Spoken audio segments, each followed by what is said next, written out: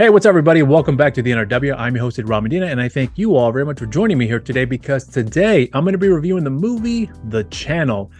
Now, I was very hyped for this movie when I had heard, when I learned about it, I meant to say, and I also spoke with a few people who have also worked on the film as well too. Gary Kearns, Todd Jenkins, both who I've had on my show, You're So Cool with Rob Medina, not too long ago. And when I had spoken with Todd Jenkins, he had told me that that he had spoken with Will Kaufman, who wrote and directed this movie, and Will had told him that I feel like The Channel is possibly my best film that I've done here so far. And when he had told me that, I distinctly remember thinking, like, if Will Kaufman believes that this is his best film, then I honestly expect a great movie. Like, I really didn't have any hesitation about the anticipation that he'd built up for this movie, based upon with who he had discussed this film about with other people. So I had a lot of high hopes, and it's one of those very rare occasions for me personally where I saw a trailer and I heard the good word of mouth that the movie turned out to be really, really good. So I anticipated to watch a great movie from start to finish. In fact, I remember when I had gotten the screener to this movie, I actually reached out to Will Kaufman, the writer and director of this film, and I had told him, I got a copy of the screener. I'm going to check out the film. He says, the only thing I ask you to do is just watch the movie at night and make sure you can watch it in the loudest volume possible. I was like, fair enough. So I did watch it at night. I actually put this headset on and watched the movie with the volume all the way to the very top. And I'm so glad he recommended me to do that, because when the movie starts off, it does start off with no pun intended, with a bang here, because the way that this movie kind of starts off here, I will say right now, is that I wish a lot of films can do this very, very well when it comes to doing a proper build-up, and then you have the major payoff in the very beginning of the movie, and that payoff you get in the beginning of the film, that's just the icing on the cake. Then everything else that comes after the fact starts to get gradually more and more escalated there, where the stakes are higher and higher, and the consequences are much more severe, and that everyone is disposable at that point, and the levity behind those consequences are very, very real for everyone involved in this particular narrative that we're following here. And I think Will Kaufman did a really good job in executing all those fronts there without a single problem, in my opinion, at least from my perspective here. Now, I will point out right now that because the movie hasn't been released as of yet, at least as of this, by the time I got this review uploaded here, because this movie is supposed to be released this week on July 14th through some select theaters and also on VOD. I will not be getting into any spoilers here at all. I will be getting into the plot synopsis, of course. I will also get into the positives, my negatives, and of course my rating here. So moving forward from here, no spoilers here at all, but there's a lot of things I want to get into here, which I hope I can do without spoiling anything for you guys, because there's a lot of great things I want to talk about this film that I hope you guys will encourage you guys to go out of your way to check out this film, buy it, rent it, because it is worth every single fucking dollar of your hard-earned cash to watch this movie here. So right now we'll get into the plot synopsis, then I'll get into my positives. After the bank heist goes wrong, a desperate criminal, his out-of-control brother, and their motley crew of ex-Marines must escape New Orleans and the determined FBI agent who pursues them. And that right there is the film in a nutshell. So now let's get into my positives. My first positive with this movie is that there are two things that stick out to me the most when it comes to the story that we're following here. We've all seen plenty of films out there where there is a group of guys who are, on the wrong side of the law, if you will, and they're wanting to do one last job that's going to basically cover them for the rest of their life, so they can go off and escape somewhere, not be concerned about the law following them or catching up to them, if you will, and they just be able to just live their life peacefully without any of the trouble that they've experienced throughout their lives up to that point. And what's great about this movie is that you get a chance to see that they are starting that last job at the very beginning of the film. And as I briefly mentioned, the plot notes, there's some things that had gone wrong along the way that pretty much screwed up everything for them, because what had occurred prior to the events of the film led to the police finding out about this robbery happening there, because otherwise, if that had never occurred for what had more or less been the catalyst to expose this robbery here, they would have gotten away scot-free with no issues at all whatsoever. But again, whatever had occurred that was revealed to the law enforcement, that this robbery is going to be happening here for this large amount of money, and they discover why this particular bank was picked out of all the other ones around the area here, which starts to make sense for the FBI. They realize that there are some people that are involved that are robbing the bank that have some high skill level marksmanship, among other things as well too, that these guys are not just, down the street bank robbers guys. These guys are like tactical, the elite of the elite, if you will. So there's no doubt in my mind that this movie was heavily inspired by the films like Heat, which is like the cream of the crop when it comes to bank robbery films. There's no doubt about that. In fact, Will Kaufman pretty much made it known that this, Heat was one of the main inspirations for this movie, but it definitely is its own film. So when you watch the movie, I hope people will come across the film and understand where the inspiration comes from. But at the end of the day, the channel, it's its own thing. Like, I hope that people will look at future films and will probably say, this movie reminds me a lot like the channel, where if they can leave you that impression that movie left such a good impression that you will think that moving forward with any other films that try to do something similar to what the channel has done here, I believe this movie would definitely leave that impression here for you. But what I'm trying to get at with the story is that I love the fact that we are getting the last job at the very beginning, and then we're just following all the consequences that occurred after the fact. The other thing I also want to point out here too has to do with our two leads in this film, and that's in Max Martini and Clayne Crawford, who play the two brothers in this movie. Now, I remember the first time, like I think the first 5-6 minutes of the film, I remember distinctly. I remember I messaged Will actually, and I had said, I can imagine if Waingro, who is like more or less kind of like the bad guy in the film Heat, if Waingro was more or less in charge of a crew, that it probably wouldn't turn out so well, even though he's much, let's say he's capable of leading a crew, but just very much on the edge of just borderline insanity, if you will.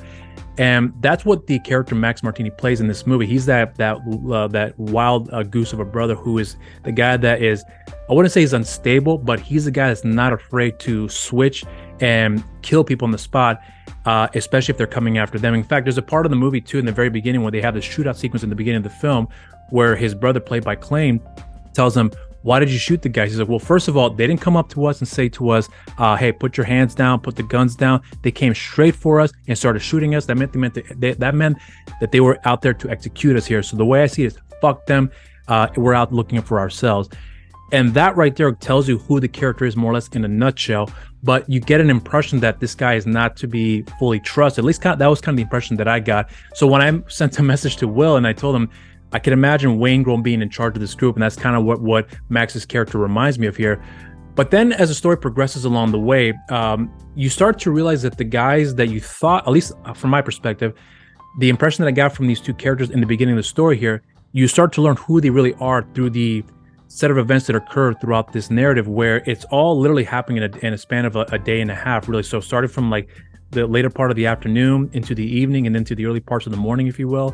There is just a long process that they're going through, and it's a very arduous process they're all going through as well too, where they're having to find a way to keep most of the cash they have available there that they robbed, and find a way to get that money cleaned out, but now without a major price that's over that to get the job done, and with somebody that is notoriously known for their violence,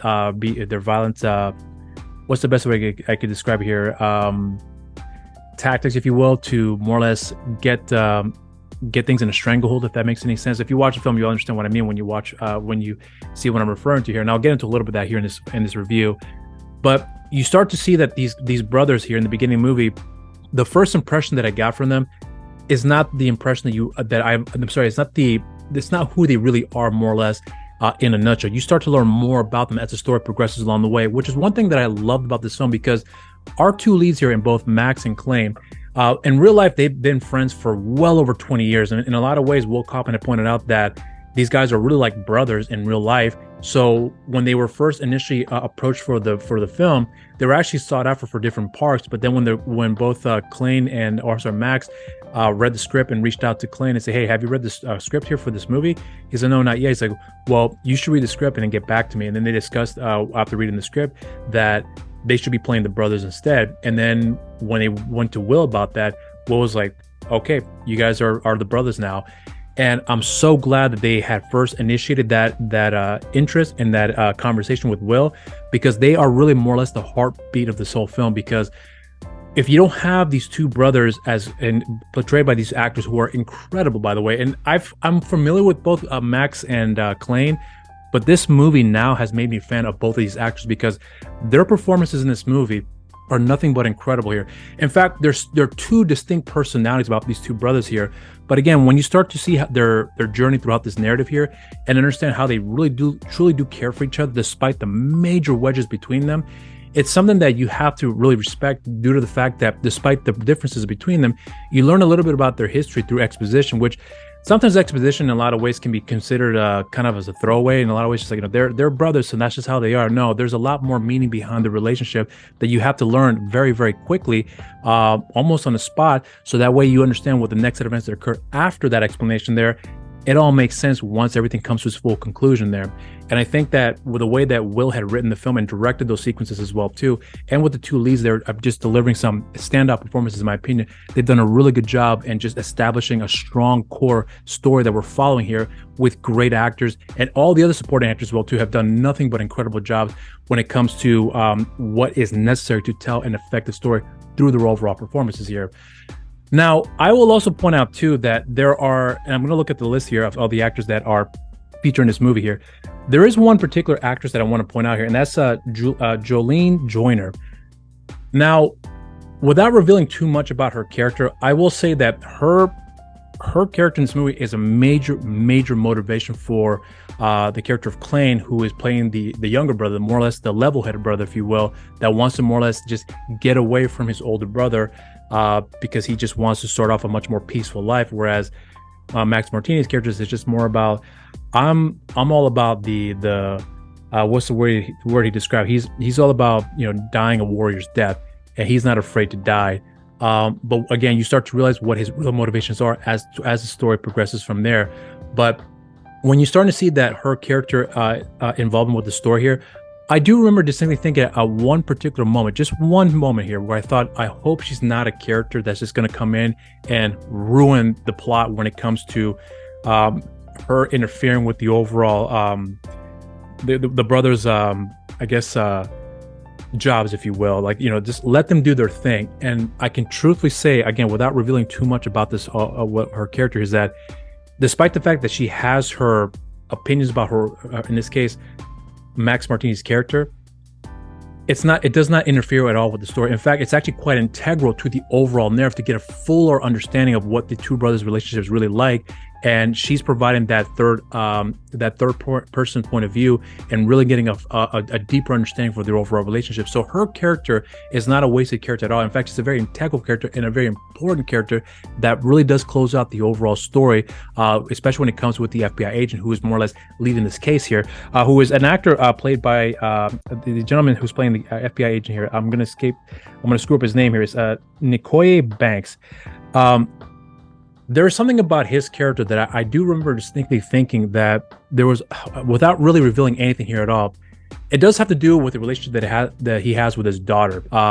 Again, without revealing too much here, because with what I'm not trying to reveal here is not that it's going to be some kind of major spoiler here, but I prefer not to mention it, because when you watch the story and then you see how it ends with his character and how her character is very integral to more or less his arc, if you will, it makes a lot of sense.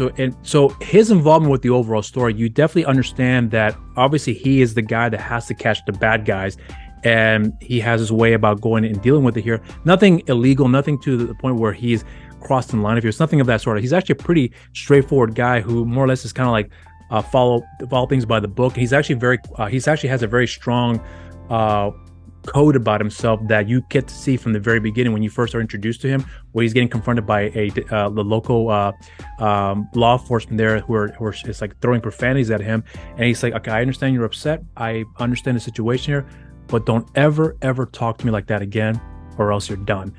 So you understand that this guy is someone that, he understands the situation, but at the same time, he's not someone you want to cross, because he's not afraid to use his power if absolutely necessary, but only when it comes to that point where there's no other way to go around it here. So you get to learn that about that character pretty early on, the moment you get introduced to him, I meant to say, in this narrative. So I think that when you come to understand how the law enforcement works in this particular film, that they're not just a device to use to keep things moving forward. They're an integral part to the ingredients of what makes the story quite impactful. So that way, when you have the arc at the end of the film, it's not just in respect to one or two characters, just several characters along the way too, that you're learning to understand the whole process here, and why their journey is very integral to the overall narrative here. Now, I'm also going to point out two other actors here that I'm major fans of here, guys who I still keep in contact with, and guys who I've had on my show, and I always I do go out of my way to support these guys because I do believe they're really good at what they do, and that is both Todd Jenkins and also Gary Kearns. Now, Todd had posted on social media last year that he was preparing for the role that he was playing in this movie, and again, without revealing what his role is, but I remember distinctly being very impressed with the dedication that he was putting into trying to lose a certain amount of weight within a short span of time to prepare for the shoot. And then once he had completed the task at hand and then went out, to New Orleans to shoot those scenes that he had to shoot with all the other actors involved with those respective scenes he's in, having seen that scene why I could see he committed to the role the way he did, despite the fact it's not a large role, but it's a very integral one at that. To me, that shows me the commitment of the type of actor that he really is. He's someone that you just don't want to overlook. You really have to pay attention to what this guy is doing here, because despite the fact that, I do believe Todd Jenkins is a really good actor, but this movie, in my opinion, as far as what his role is required to do, there is a bit of a loose comedy element to it that he definitely does bring to the movie, but it never keeps the feel, it never takes me out of the movie at all, if that makes any sense. Like when you watch me, I think you understand what I mean by this here, and I hope you agree with what I'm trying to say as well too. But there is a bit of a comedy element that he does bring to this movie, but it just never seems out of place, if that makes any sense. But then there's also a very pivotal moment where he is forced more or less to do something that you can see he's quite uncomfortable with, and what he has to do means that he has to lie about what he's going to do next. And I think it's not just about the lines that he's having to say in the movie. It's really about the body language, the facial expression that you get to see that he does a phenomenal job with this movie, opposite the other actor who's in the film, without spoiling for anybody here. The other actor I want to point out here too, again, is Gary Kearns. Now, Gary is someone that I've known for some time now, and I've said before to him in the past that there's one scene in a movie that he had done that he co-wrote, is a film called Monumental, and there's a scene in that movie that made me realize how good of an actor he really is, and it had to do with a scene where he was just breaking down, crying over the death of his mother. And I thought he did such a great job in that scene, I meant to say. But when I saw that scene, that made me a fan of Gary Kearns. And then from there on, I've been keeping up with his work at that point. And then I was aware that he was going to be in the movie as well, too. And then having seen the role, the scene that he's in this movie with, I remembered, thinking the very first time I had seen the first image of his character for this movie, I honestly thought that his character is more or less going to be kind of like a guy who is like someone who's in control of situation, because that was kind of the impression that I got with that first image we get of him when it first had come out on social media, I think well over a year ago, if I recall correctly, or maybe early this year, I could be wrong. But there was just an impression that I got from this character just on that imagery alone. But then when I saw the movie, completely opposite of what I expected here. But his character, again, without revealing anything about his involvement here, does have to do with the bank robbery here. That's all I will say. But I will also point out too that Gary's scene in this movie is one of my favorite scenes in the film, but not for the reasons why I think that his scenes are funny, but I don't think they're meant to be a comedy scene, if that makes any sense. Like that's the character he's playing. Like that character he's playing, he is someone that is just like it doesn't comprehend certain things along the way. Like you can tell this guy has a background where there's an upbringing that he has, and it's almost like he has arrested development, like that he's stuck there, and that's all he knows. And then once he is in a position where he has to speak up further and further explain himself, you can start to realize that this guy, with enough time and enough more or less incentive, he will give what's required to kind of fill in the gaps, if you will. And the way that I think Gary does that in this movie, he did a phenomenal job. And in my opinion, Gary's one of those guys that you give him a part, he will invest 100%, and he will not take on something that is going to be a role just doing it for the sake of doing it. Like, this is a guy that will commit to it, knowing that it will help with the overall story and also provide an interesting challenge for him as well too. So I got to give a lot of props to both Todd and Gary, because they've done a really amazing job when it comes to their roles in this film. And despite the fact they have a really short scene in this movie, they still left an impactful part of the storyline that really does help things moving forward from there. Now, one other thing I want to point out here too is with the villain in this movie. Now, there is a villain, but the villain is not in the film that much. But when the villain is in the movie, there is something about the way that I believe that Will does a great job when it comes to the villains in his stories. I think there's a major complexity with all of them, and there's a motivating factor that helps the villains involvement with the story to keep it pushing moving forward. So that way, when they're involved in the story, isn't just there for the sake of being, that there is a very integral part for their involvement with the story that does help with the direction that we're following here when it comes to our hero's motivation, if you will, when it comes to why they're forced into this situation in the first place and what our heroes have to do to get themselves out of the situation. The way that it was handled, in my opinion, is fucking amazing. So again, without revealing too much about all this here, I will say that, Will, I think, does a really good job when it comes to making sure that the villains leave a lasting impression. And there's no doubt in my mind that the villain in this movie does leave a lasting impression. And the way that our heroes more or less get the upper hand is a very satisfactory victory at the end of the day. Now, the main thing I want to point out here in my pauses to more or less kind of close this out is that I said before on more than one occasion that Will Kaufman is one of my favorite directors out in the industry right now, along with Jesse V. Johnson. Brandon Slagle is one of those guys who is just kept getting better and better when it comes to their filmography here. And Will Kaufman is one of those directors that I do remember distinctly thinking when I saw the movie The Brave, like when I saw that film, I was floored with that movie. Like, I love that film. And I remember distinctly thinking that if this guy can leave this impression with me in every film that I come across, he's gonna be one of my favorite directors of all time. I really think he's that good of a director when it comes to the action set pieces he has in his films and the overall story that we're following, where it leaves a lasting impression that I want to go back and revisit on more than one occasion. I've said before that Sinners and Saints is at the time was my third favorite film before I saw The Channel. Now it's my fourth favorite movie, and then I always fight between Daylight Sand and The Brave and being in second or third place at this point. But there's no doubt in my mind that Channel is his absolute best film. The way that he handles the story, every single character, every single event, every single action set piece, even the little minor details that when it comes to transitioning from one scene to the other and having certain exposition provided to you for you to get a full understanding of what's going on, and without having to have you being told everything, but being told enough to understand the bigger picture, if you will. I think Will handles that brilliantly in this movie. There's not a wasted scene or a wasted character, a wasted opportunity in this movie, in my opinion, when it comes to the execution to the overall story. And the action set pieces in this film, I've said before that Will Kaufman does the absolute best when it comes to the shootout sequences. I really do believe that if given the opportunity to direct a bigger budgeted film with more time, more resources, more money, if you will, there's gonna be some things that I think Will Kaufman can do that will blow people's mind.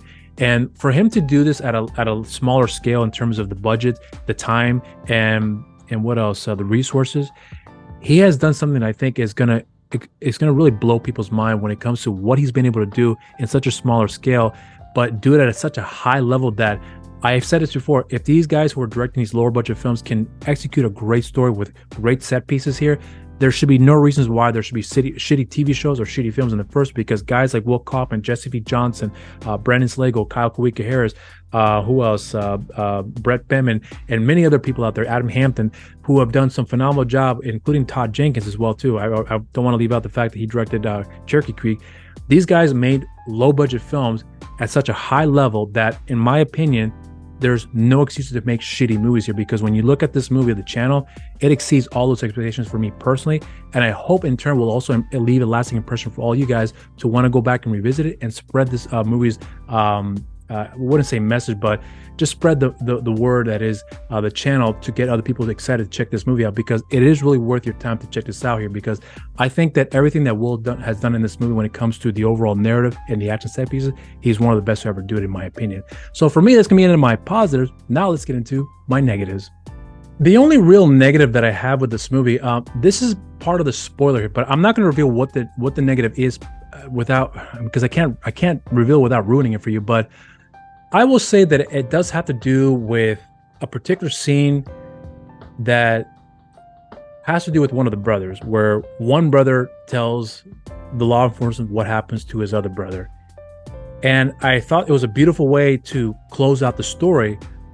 But then there was something that was missing about the reveal about what the brother had said about his other brother, that when the FBI agency were like, oh yeah, we can confirm it now. I just thought, wait, how did this all happen in the first place? It was one of those little like plot holes, in my opinion, that stuck out for me. Even to this time, when I watch this movie, it always sticks out. And maybe I didn't pay attention, but I believe I've seen every single frame to try to get a good grasp of what had occurred.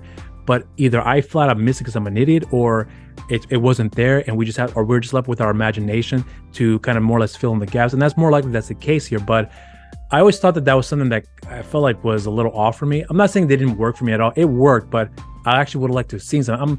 I'm always the type of person that like would prefer to see something or have some sort of impression that we understood how it got there in the first place, rather than kind of left with our imagination to some degree.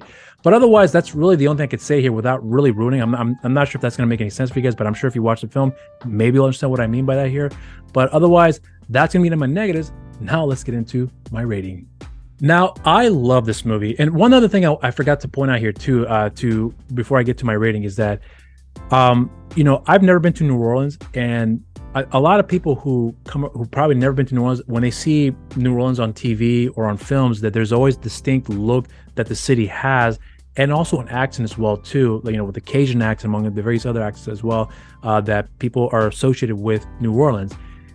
This is actually the first time that I'm aware of here where the Yet accent is actually part of the main overall story, where it's actually brought up in the movie, where the FBI agent was like talking to one of the witnesses, and the witnesses say, well, they have a Yet accent. And he was like, what is that? He's like, well, that Brooklyn accent you heard that you thought people were from New York? He's like, yeah, that's not from New York. That's from here. And that's called a Yet accent. And I've heard that accent before, over 10 years ago. And it was actually on the Ultimate Fighter season 3, where there was a fighter who was from New Orleans that was on the show. And when I heard him speak, I remember distinctly thinking, like, oh, what part of New York is he from? And he's like, well, I'm from New Orleans. And I was like, holy shit, I had no idea that even existed.